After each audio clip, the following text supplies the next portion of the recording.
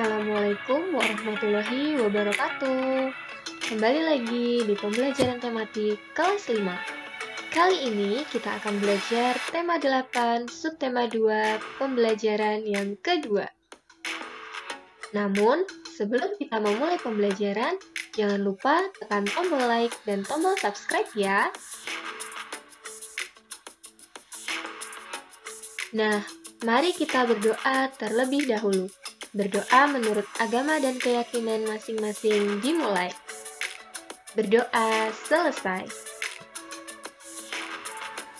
Kali ini kita akan belajar mengenai pola lantai gerak tari dan juga dampak dari siklus air.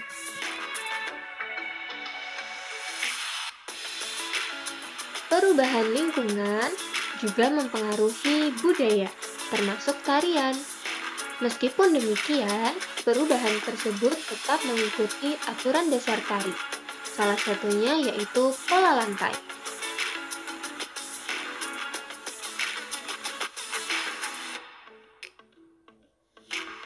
Pernahkah kalian memperhatikan penari ketika menari?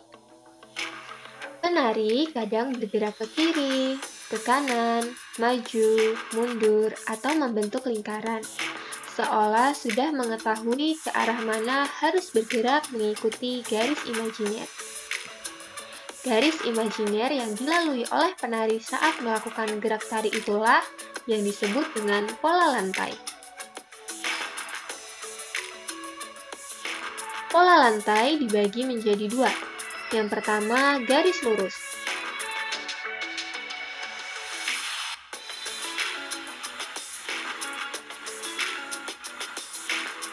Pola garis lurus dibagi menjadi beberapa. Ada pola garis lurus horizontal, diagonal, garis lurus ke depan, zigzag, segitiga, segi empat, dan segi lima. Pola lantai yang kedua yaitu pola lantai garis lengkung. Dibagi menjadi pola lantai lingkaran, angka 8, garis lengkung ke depan, dan garis lengkung ke belakang. Berikut ini bentuk pola lantai dari gerak yang dilalui oleh penari. Yang pertama, penari bergerak melalui garis lurus atau vertikal dari belakang ke tengah panggung. Yang kedua, penari bergerak maju melalui garis lurus atau vertikal dari tengah ke depan panggung. Yang ketiga, penari bergerak melalui garis horizontal.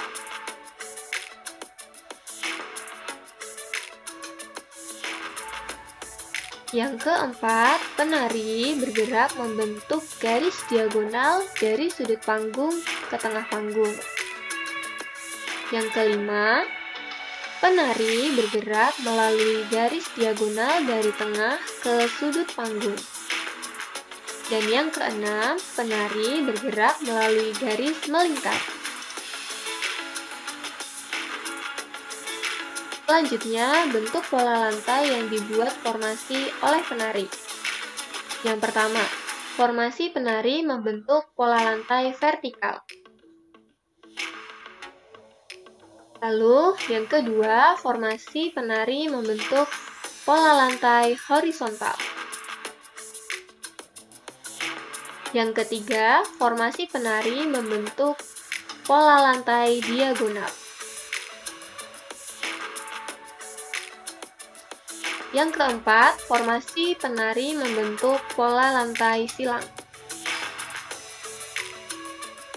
Yang kelima, formasi penari membentuk pola lantai segi lima.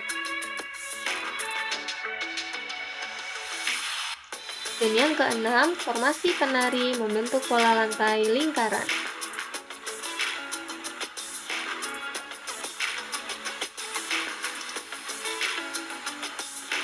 Pola lantai tari daerah.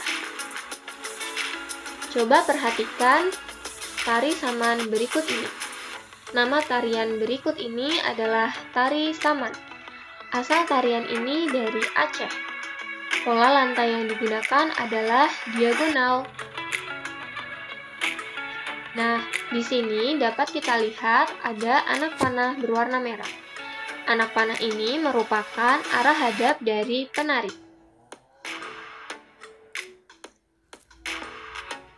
Pola lantai tari daerah yang selanjutnya adalah tari legong. Asal tari legong adalah dari Bali. Pola lantai yang digunakan adalah diagonal. Kemudian, arah hadap dari penari yaitu saling berhadapan. Gerak tari daerah satu dengan daerah lain memiliki karakter yang berbeda. Tari Bali memiliki karakter yang lincah dengan gerakan yang patah-patah. Berbeda dengan tarian dari daerah Solo dan Yogyakarta yang cenderung berkarakter lembut seperti aliran air yang tenang. Masih ingatkah kalian dengan siklus air? Perhatikan gambar ini. Air yang awalnya berada di permukaan bumi terkena panas sinar matahari yang kemudian menguap menjadi uap air. Selanjutnya, uap air berkumpul menjadi awan. Setelah menjadi awan, awan itu akan semakin tebal. Lalu, awan yang sudah tidak mampu lagi untuk membendung uap air akan terjadi hujan. Hujan ini adalah proses presipitasi. Selanjutnya, air tersebut akan mengalir ke sungai, ke danau, dan ke laut. Lalu, ada beberapa air yang meresap ke dalam tanah.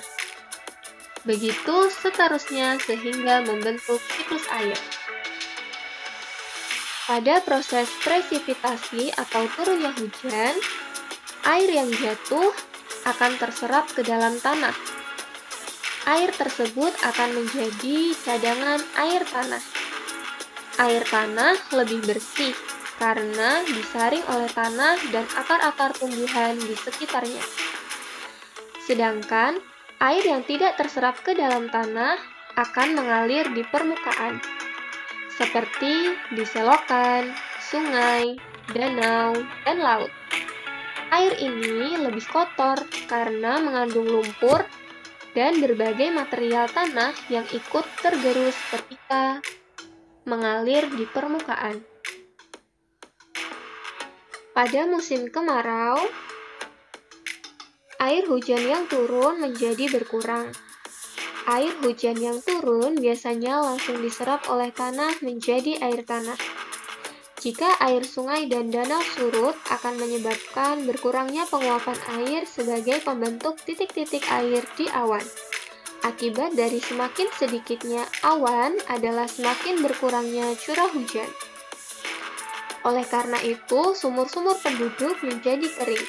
Di saat inilah biasanya terjadi kelangkaan air bersih. Jika kelangkaan air bersih terjadi dalam waktu yang panjang, bencana kekeringan pun akan terjadi. Mari kita biasakan untuk menghemat penggunaan air dalam kehidupan sehari-hari. Berikut ini adalah hal-hal yang dapat kita lakukan untuk menghadapi kekeringan. Yang pertama, kita dapat menghemat penggunaan air. Yang kedua, membangun waduk atau bangunan penampung air. Yang ketiga, melakukan pemantauan air secara berkala pada waduk atau bangunan penampung air. Yang keempat, pemasangan pompa air di daerah rawan kekeringan. Dan yang kelima, kita dapat membuat poster tentang dampak siklus air. Berikut ini adalah contoh poster mengenai dampak siklus air. Nah, demikianlah pembelajaran pada hari ini. Selanjutnya, jawablah pertanyaan berikut ini. Yang pertama, pola lantai apa yang digunakan pada tari saman? Dan yang kedua, hal apa yang perlu kita lakukan untuk menghadapi musim kemarau? Tuliskan jawabanmu di kolom komentar ya.